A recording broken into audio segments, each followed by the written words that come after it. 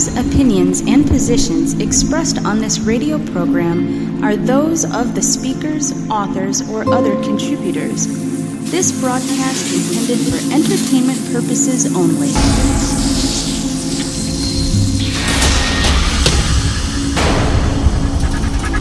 Consciousness is an amorphous and expanding entity. Realize that you are in a cultural hypnosis. We have been systematically put into a state of unconsciousness so that we cannot see. I don't want to rule or conquer anyone. I should like to help everyone if possible. Jew, Gentile, black man, white. We all want to help one another. Human beings are like what we are part of and what we are experiencing, though that is changing. And now, here is your host, Joe Ayala Ayupanya. Welcome back to another episode of Quintessential Mark Radio 2.0. I am your host, Ayala Nunez, and today we're going to be taking ourselves back in time, going 11 years back into 2011. Now, this year, 2011, was essentially a landmark year for which I had dove deep into the New Age movement. And this episode is focusing more on November later that year, on the close of that year for 2011. But at the beginning of 2011 was when I and the girlfriend at the time that I used to go out with, Lori, we headed out to San Francisco for the Yoga Journey Conference on 1/11/2011, 1/11/11. And this was the very beginning of my Kundalini yoga journey and practice. And this episode is not specifically for that, but I just wanted to, for the most part, outline in preparation leading to the subject matter of this show, which is Synchronicity and the Doppelgänger. I will talk in more depth about it, but I'm just setting the stage for the beginning of the show for that year, because it set the stage up. This Yoga Journey Conference in 1/11/11, it set the stage up for the very beginning of my New Age journey. And I would have to say, in many ways, my own training for the New Age. It almost seems like it.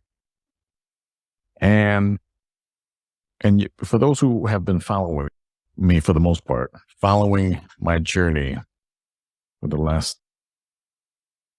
11 years, very small few who know how I began from the New Age and now to what I am today, a Hebrew.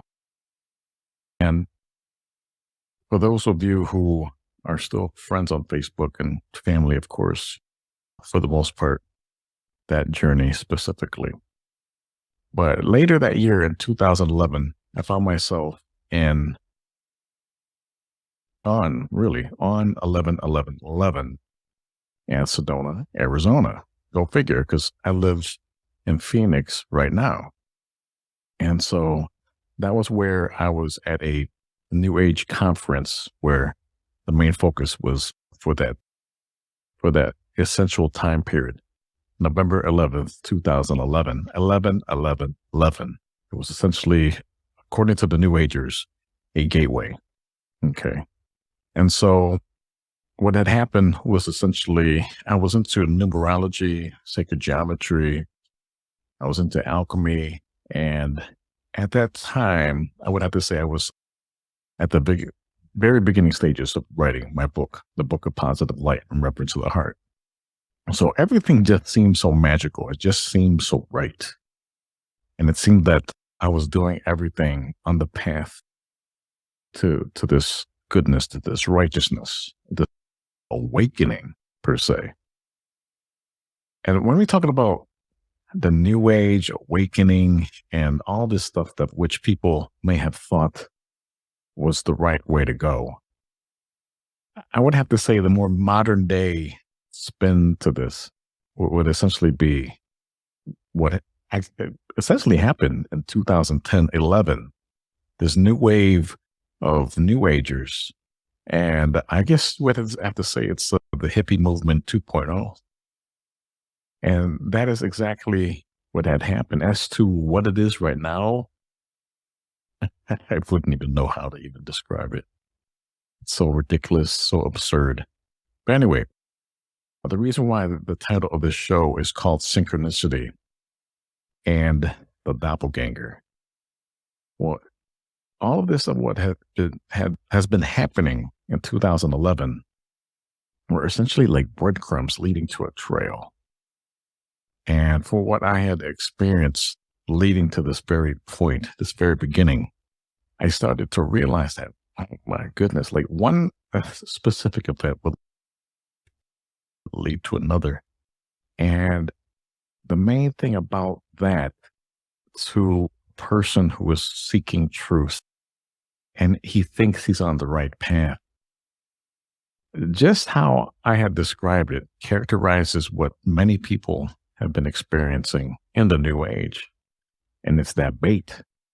And it's called synchronicity. And essentially how it has played out for me. It was the very bait that led me into the world of the new age. And the reason for this episode is just to forewarn people, okay, just because it may sound like a nice way to put things, very poetic, very beautiful.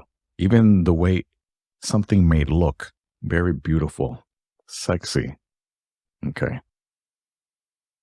And like I said earlier, just very poetic, right? You put that together along with emotion. You tend to be leaning more towards that direction and in many ways distracted. Not only me, but many New Agers at that time, beginning New Agers at that time. And we must be careful of that, especially when something seems so attractive, so alluring, beautiful, sexy, emotional. You may think that you're going in the right direction, but essentially, this is called synchronicity. Now, synchronicity in its truest sense may be a word that is positive, right? But the demon, Satan, and how satanic devices are utilized, they often incorporate that good portions of what synchronicity is all about to lure you. Okay, and this is how I essentially got lured into the new age. So how does that deal with a doppelganger? So the title of your show is called Synchronicity and the Doppelganger. So explain yourself. Okay. So this is what had happened prior to I personally traveling to Sedona, Arizona. Essentially, we had to fly to Phoenix and then drive north to Sedona. As to why it took me 3 hours to get there, I have no clue. Did I take the long way? It's because it doesn't take 3 hours. Because I live here now, and I know after living here for a whole entire year, I actually moved from Cleveland to Phoenix back in November of 2021. It is November 2022 as we speak. And so in many ways, this is celebrating that time period and also celebrating too as well my transition from the New Age to now the Hebrew path. And this message, this show really plays along the lines of many avenues, which I'll cover shortly, but it's just, again, so many wonderful ways to kill a bird with one stone. Okay. And this is an episode of which we'll cover that. And so I moved here last year in November. So I essentially know that it does not take 3 hours to get to Sedona from Phoenix. And if I took the long route, fine, because that long route that I took was essentially something that I needed to experience. Whether it was good or whether it was evil, it was something that I needed to experience, to capture and experience, and let alone truly enjoy that bait to bite into it. And it was essential for me to do in many ways. Okay. And the reason for that is that these 11 years that I had essentially dedicated my life into, to the point where I would actually defend my life to the New Age, for the New Age. I was that far into the New Age that I was absolutely sold. Not only would I sell my own soul and protect the New Age, sacrificing my life, that's what I would have done back then. Just for the theology, the ideology, and the mindset of what the New Ager encompassed at that time. So, again, what had happened prior to I flying into Phoenix, Arizona, and then driving to Sedona, Arizona for that 11/11/11 conference. A week prior to that, to my flight, I was at a Reiki conference. This was in Solon, Ohio, back in 2011. So this was a few weeks prior to my flight in November of that year, 2011. And I was there with my VA friends, my psych nurse friends. And so there were three essential groups within that main group that I was within as far as friends go. And we had three different conversations, and there were like three tables, and I was on the left portion of those tables facing the front, the stage, and we were at break.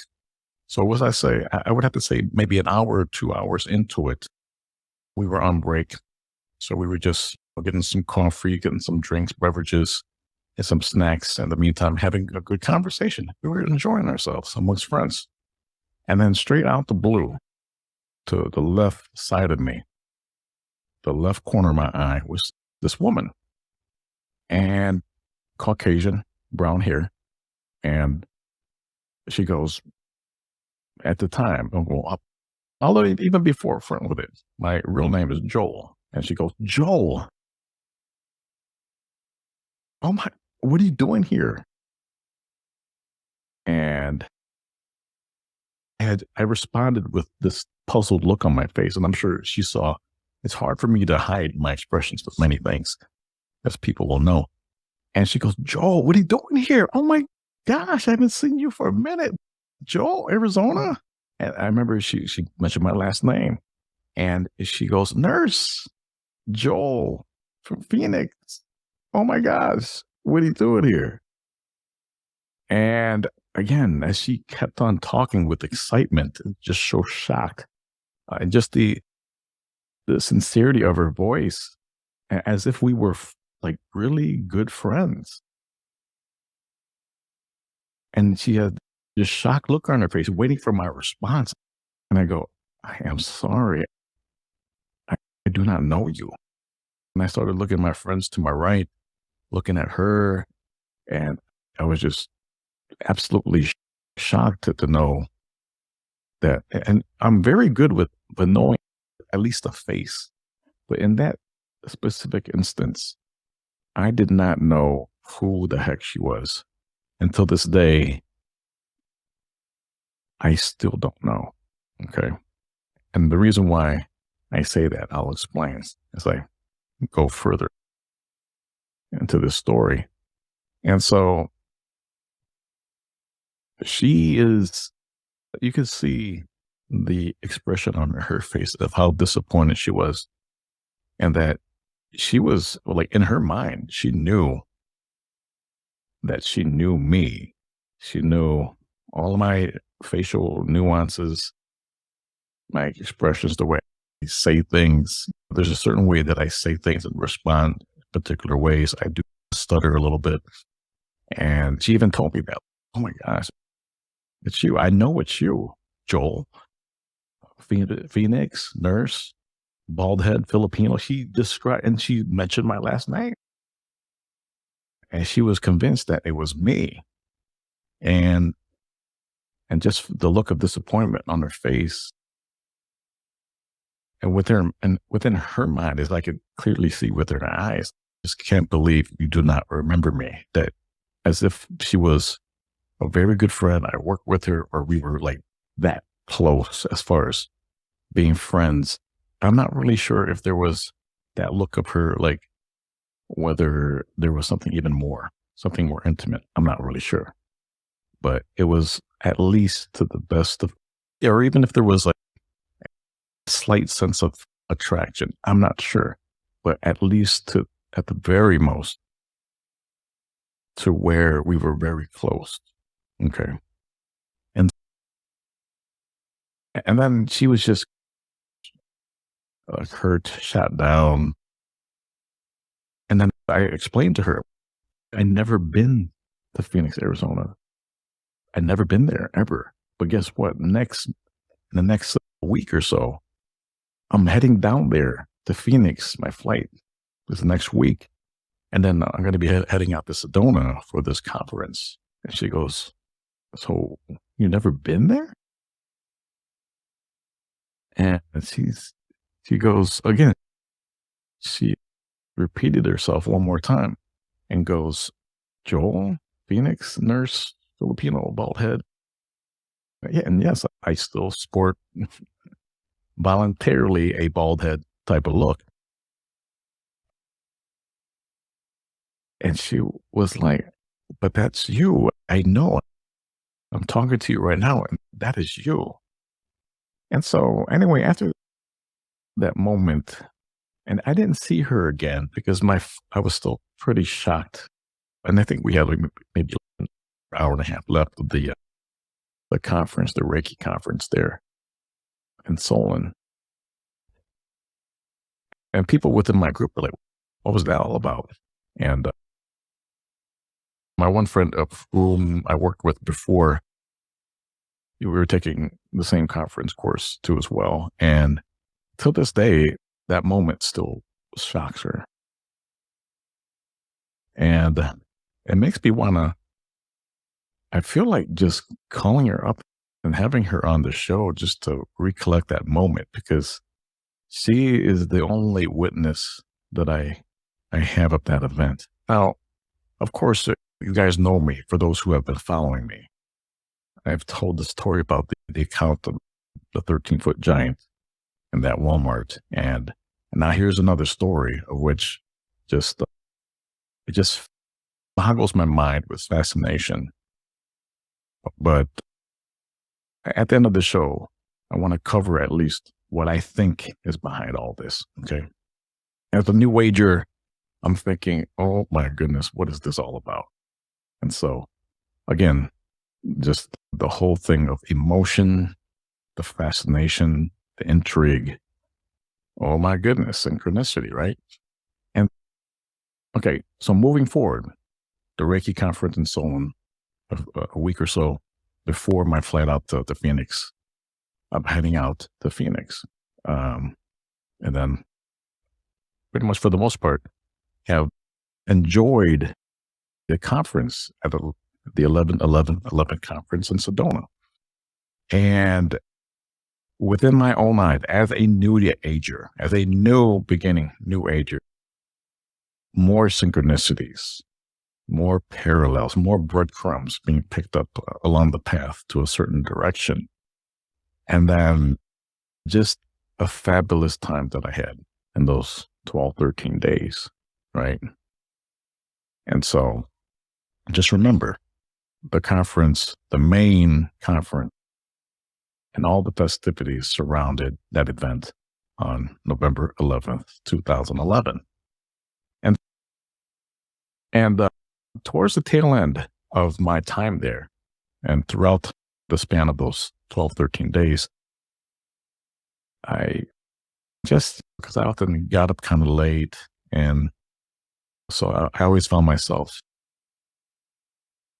trying to quicken my pace because I would get up late, and in the process of doing things, I would want to have something to eat, because this is a long day of conferences, classes, of instructional tools that were provided for us with this new age 11-11-11 conference. So I needed some coffee at the same time. often frequent, not every morning, but most mornings, I would go to that Burger King there, and I befriended one of the staff. His name was Mike, and it was always the same thing. It was a sausage, a croissant sandwich with the tater tots, and then the drink or coffee or pop. But it was always the same combo, the meal and the drink. And his name was Mike. And often when I would go through the regular, yeah, absolutely. How you doing, Mike? How you doing, Joel? And we would often have just regular talk here and there, just very quick spurts of conversation. And on that day, it was the last. And I was also running a little bit late too. A nice little crease on the side of my face to portray to anyone who was speaking to me that, hey, I just woke up. And so when I went through, and he didn't recognize me when I was at the intercom ordering my food. And when I went to the drive-thru, it was a shocked look on Mike's face. And he goes, "Oh, you back again?" I was like, "What do you mean?" He was like, "Yeah, you were here earlier." I was like, "Oh, no, I just woke up. See this big crease along my face? I just woke up, bro." And he goes, "No, you were here like about less than 30 minutes ago." And I was like, "Oh, okay." And I just brushed it off. And then I gave him my card. And then he comes back within a few seconds. I was like, "Is this a different card?" And I was like, "Oh, no, this is the card that I always use. Since you came earlier, not too long ago, we do have this feature. It's a safety feature for our customers that if you come within a half hour, we have to override it. So I'll be back and then I have this overridden by my boss, my manager."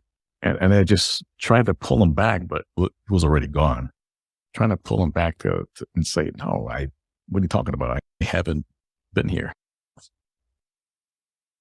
And then he comes back and says, "For some reason, my boss can't override it. Do you have another card?" And I go, "What do you mean? I wasn't here earlier." And he goes, "Yes, you were. You've been here. You've been coming at the same time over and over again for the past 2 weeks. And you were here. I know you." And I go, "No, seriously, I was not here." And then he takes a little step back, not only physically, but like mentally too as well. And he goes, "Oh, okay, we are in Sedona, aren't we?" And he laughs, he chuckles, and then he goes, and then I go, "What do you mean?" He goes, "Stuff like this. I haven't experienced this myself, but I've heard about it, but whatever. But,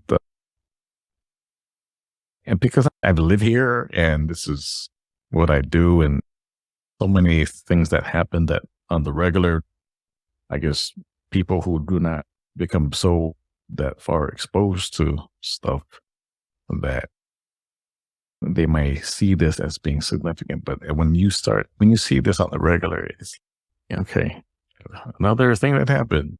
Also, you can brush it off. But yeah,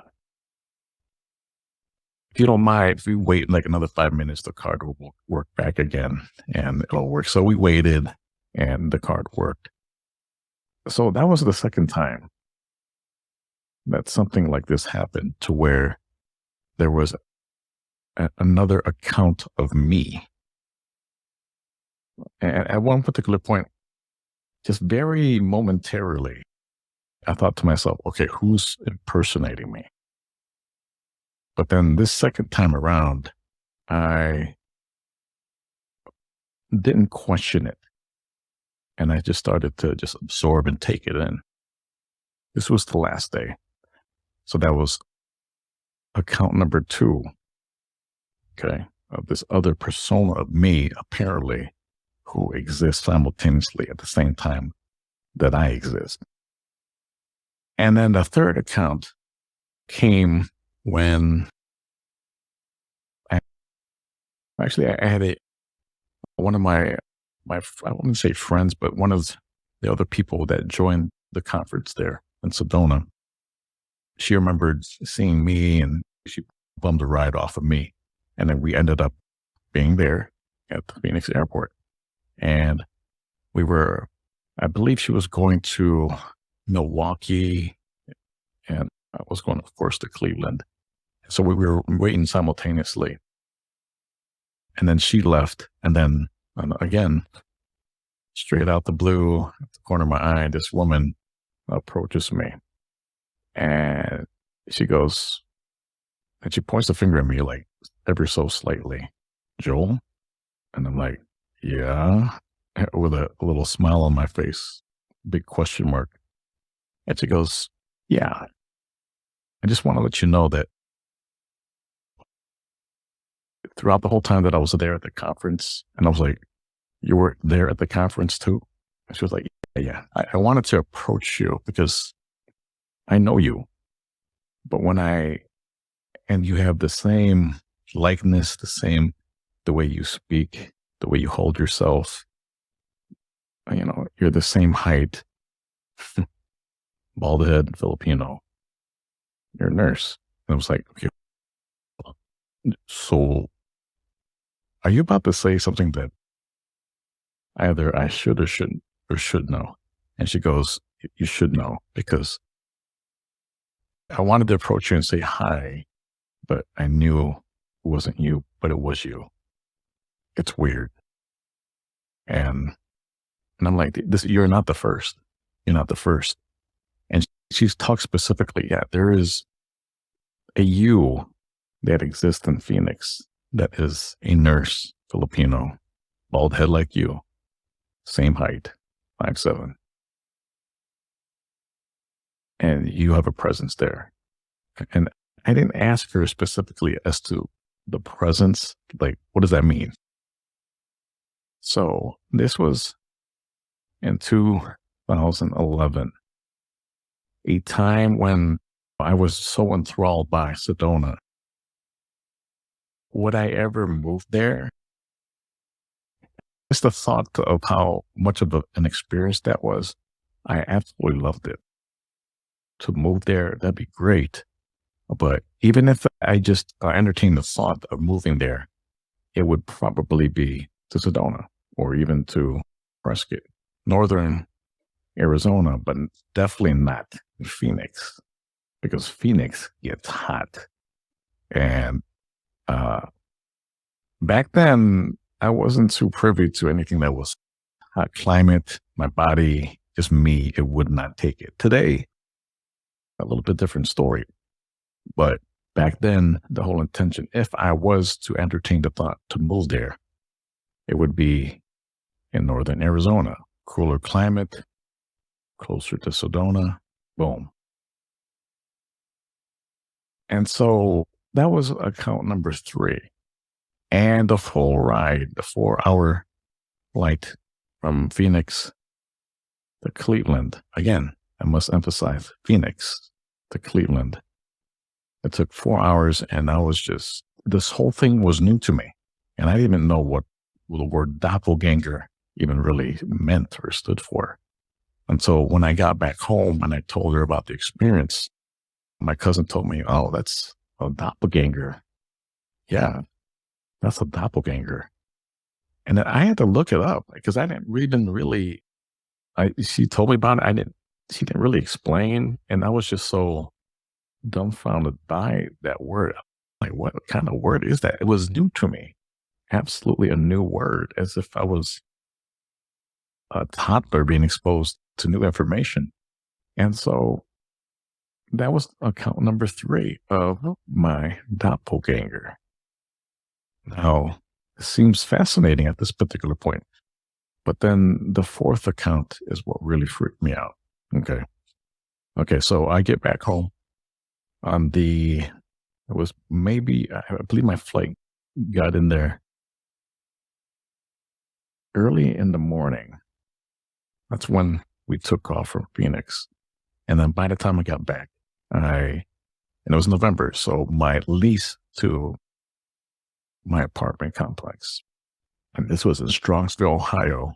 I was going to move closer to my job in Richmond. And this is when I knew I had to go stop by the manager's office to drop off some paperwork so that I can get my deposit back, right? I put in, I think, $600, $700 for a deposit. Credit wasn't too good, so I needed a deposit. And so and usually I and the manager, we usually have a small talk, always saying hi, always pleasant to see each other. And I noticed when I walked into the office, there was that look on her face, like you again, like thing. And we spoke for a good 5 minutes and still that same look. And then I never really questioned as to why she looked that way, twisted look on her face. And then as I was completing some paperwork and this to, again, paperwork that you have to do so that you can get your deposit back, she goes, okay, as we are doing this documentation, there's some complaints about you, right? I'm like, no, I do not. Neighbors, we get along. We never fought. No arguments. We didn't tell anything other than hello, goodbye, how are you doing? And she goes, my manager goes, oh yeah, there was complaints, several neighbors. And I was like, what are they? And she goes, between, I think it really like the 13th, 14th of this month, a week or so ago, your neighbors were complaining that you were getting up in the middle of the night, opening your door, slamming your door, and a few of them had to stick their head out of the door and they saw you going to the trash compactor, the trash chute, and you had a box full of pots and pans and you were throwing it down the chute. And this happened over a span of 2 or 3 nights. I would have to say at the minimum 2 nights. And on the last night was when the amount of pots and pans that you're throwing down the chute, it got stuck and clogged the trash chute system. And the system broke. We had to call in a service and we had to get it fixed. It cost quite a deal of money to get it fixed because the mechanism within that system had broken and it needed a replacement part. So even though you're filling out this documentation, there might be a chance that you may not get that deposit back. And I asked her, like with shock, okay, when did this happen? Because I don't remember doing this at all. In the middle of the night, I'm not even here. I work night shift. And so she says it was like the 12th or 13th earlier this month. And I tell her, I wasn't here. I was at Sedona, Arizona. My flight went out to Phoenix. I wasn't here at all. So I don't know if my neighbors are delusional or they're making stuff up, but I wasn't here. And she goes, of course you did this. I'm like, are you accusing me? Where's your evidence? I know you have witnesses, but I have evidence too. I was not here. Whoever was in my apartment, it was not me. And she goes, it was you. People that I talked to on the regular, they wouldn't lie. I wouldn't lie to you either. Because prior to this conversation, you and me were cool. And so we were bickering back and forth. And I was like, you know what? Let me get you some evidence. Okay. I will show you the receipt for entry into this conference on 11/11/11. I will show you the receipts I've had of purchasing items in Arizona, a hat, sweater, whatever, some souvenirs. And I will also show you the itinerary for the flight to the Phoenix. And on the times when I landed there and the time when my flight went out Phoenix to Cleveland. And she goes, go do that. And I provided her with everything. Okay. And that apartment was spotless. And there was no reason for me not to get my deposit back. And after all that, after all the emotion and the being angry about it and her being upset, I sat there in my apartment because I was off that day. and a cold chill ran along my spine. And I asked myself, who the heck is in my apartment? And this frightened me. And so I slept in the living room for many days until I actually had to move. But that was the fourth account of this doppelganger. So not only was this doppelganger in Phoenix, there was an account by that. And at the time, I failed to describe her. Okay, once more, she was Caucasian, brown hair, and she was also a therapist of whom knew me, whom I worked with, I was very close to. They knew exactly who I was. And she told me that I had a presence. So the therapist from the Reiki conference in Solon a week prior to my flight out to Arizona. And then the Burger King customer service rep at the drive-thru, the lady at the airport, who came to verify that, yes, there is a Joel in Phoenix, happens to be a nurse, bald, and he is 5'7". Okay. Clear description of who I am. And then the doppelganger presence of me, apparently, in my own apartment. What's up with that? Okay. So the reason why I described that story for you, which it's been on my mind for a while, is the reason. Okay. So for a new ager, okay. Oh my goodness. What is this all about? Are we talking about parallel realities, parallel universes, the multiverse?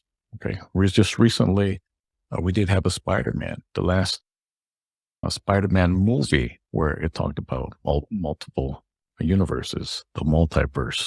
And then when you had all of these different Spider-Mans from different movies, different actors who played Spider-Man from those different movies, they came back all together in one movie, but they came back from different universes, from the multiverse. Okay.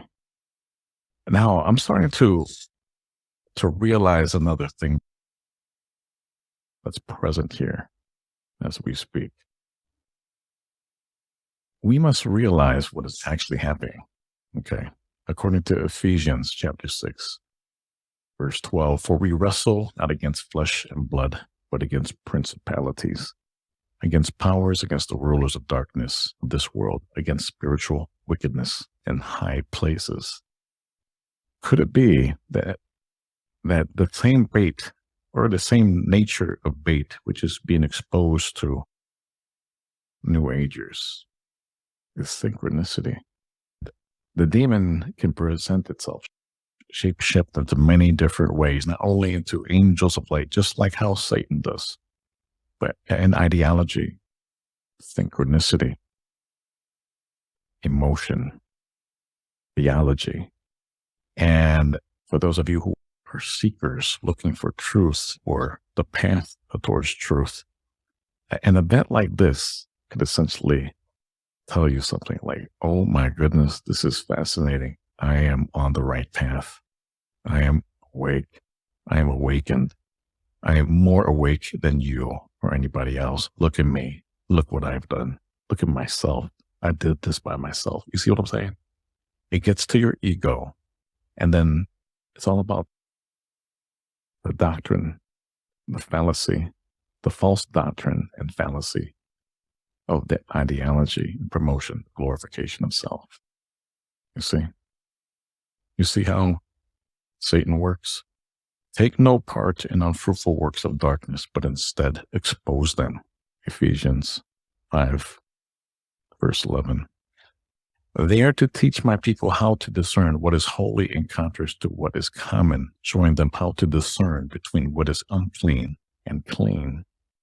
So essentially, we have to test the spirits. Okay. Looking back over my shoulder of what had happened, the spirit of that time, the spirit of this doppelganger, although it may seem fascinating,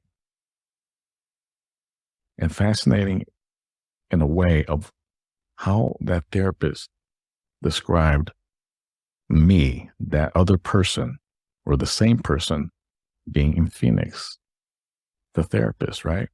And then the other one at the airport also describing that other person, which is apparently another me or me, period, in Phoenix. But guess what?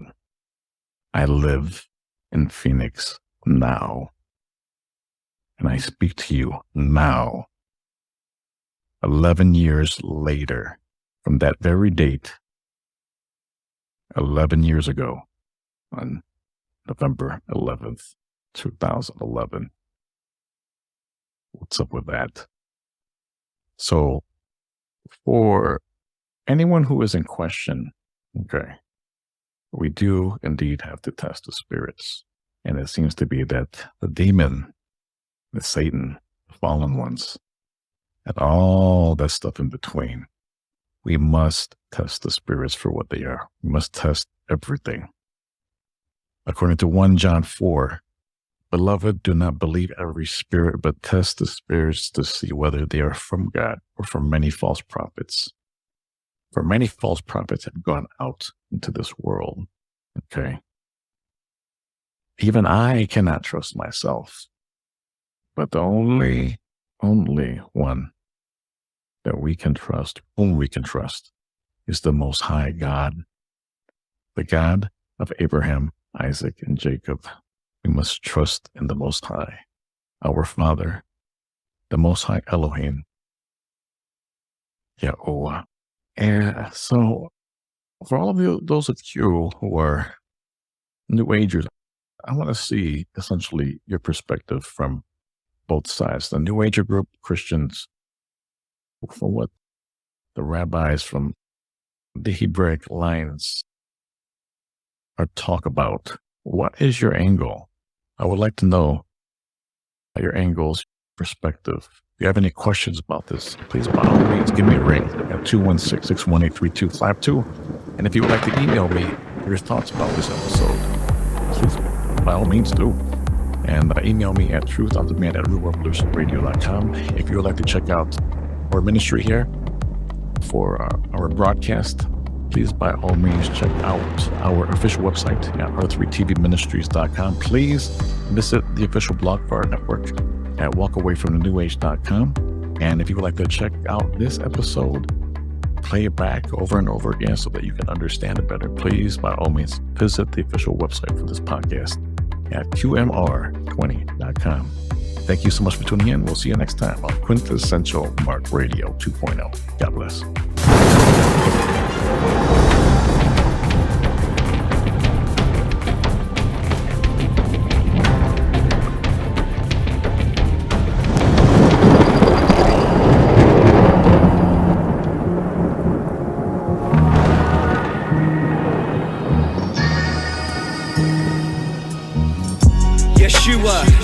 I feel your blood dripping on me, now it flows through me.